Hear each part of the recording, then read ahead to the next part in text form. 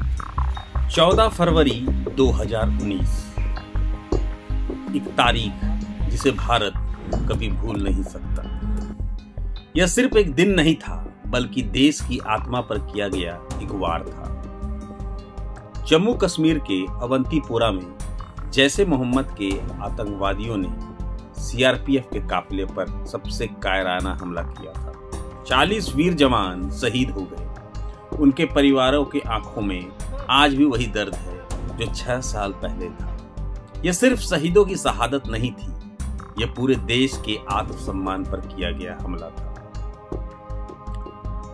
Srinagar national highway पर सेना के जवानों का काफिला गुजर रहा था। 60 से ज्यादा गाड़ियां, 2547 से अधिक जवान, सब कुछ सामान्य लग रहा था, लेकिन कोई नहीं जानता था कि कुछ ही क्षणों में इतिहास का एक दर्दनाक पन्ना लिखा जाए।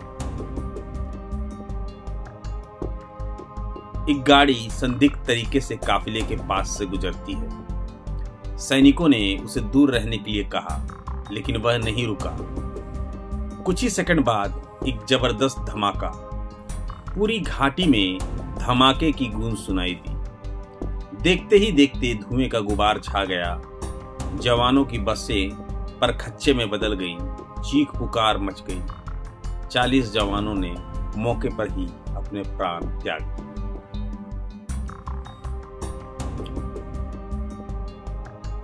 जैसे मोहम्मद ने हमले की जिम्मेदारी ली। ये वही आतंकी संगठन है जो पाकिस्तान की सरजमी से भारत के खिलाफ जहर उगलता रहा है। पूरे देश में गुस्से की लहर दौड़ गई। हर नागरिकों की आंखों में आंसू थे, लेकिन दिल में सिर्फ एक ही सवाल था, इसका बदला कब और कैसे लिया जाएगा। इस हमले के बाद प्रधानमंत्री नरेंद्र मोदी ने संकल्प लिया। उन्होंने कहा, हर आंसू का बदला लिया जाएगा। यह मोदी ने कहा था, हमले के गुनाहगारों को सजा मिलेगी।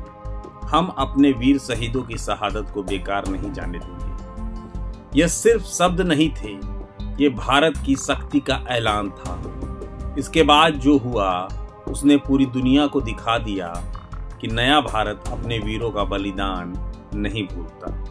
हमले के ठीक 12 दिन बाद, यानी कि 26 फरवरी की रात, भारतीय वायुसेना के मिराज 2000 लड़ाकू विमान पाकिस्तान के बालाकोट में घुसे और जैसे मोहम्मद के आतंकी ठिकानों को नेस्तनाबूद कर दिया।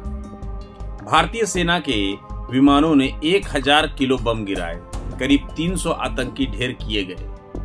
पाकिस्तान के होश खड़े हो गए। भारत ने अपने शहीदों का बदला ले लिया। बालाकोट एयर स्ट्राइक के बाद पाकिस्तान ने भारत पर हमला करने की कोशिश की, लेकिन भारतीय वायुसेना ने जवाबी कार्रवाई की। विंग कमांडर अभिनंदन वर्धमान ने अपने MiG-21 से पाकिस्तान के F-16 को मार गिराया।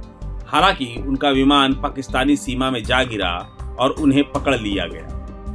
पूरी दुनिया देख रही थी कि पाकिस्तान अभिनंदन के साथ क्या करता है, लेकिन भारत की कूटनीतिक शक्ति के आगे पाकिस्तान झुक गया। 3 दिन बाद अभिनंदन को भारत वापस भेजना पड़ा। यह भारत की जीत थी, यह भारत की शक्ति का प्रदर्शन था। आज 6 साल बीत चुके हैं, लेकिन पुलवामा के जख्म भरे नहीं हैं।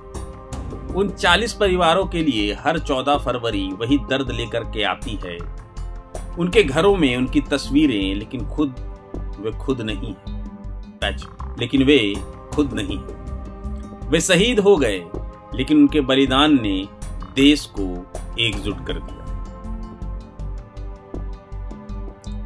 आज जब हम पुलवामा के उन वीरों को याद कर रहे हैं, तो हमें यह भी याद रखना होगा कि हमारा कर्तव्य है कि उनके बलिदान को व्यर्थ न जाने दें। हमें एकता बनाए रखनी होगी, हमें हमेशा सतर्क रहना होगा, और सबसे जरूरी हमें यह सुनिश्चित करना होगा कि जो हुआ वो दोबारा कभी नहीं होगा। जय हिंद।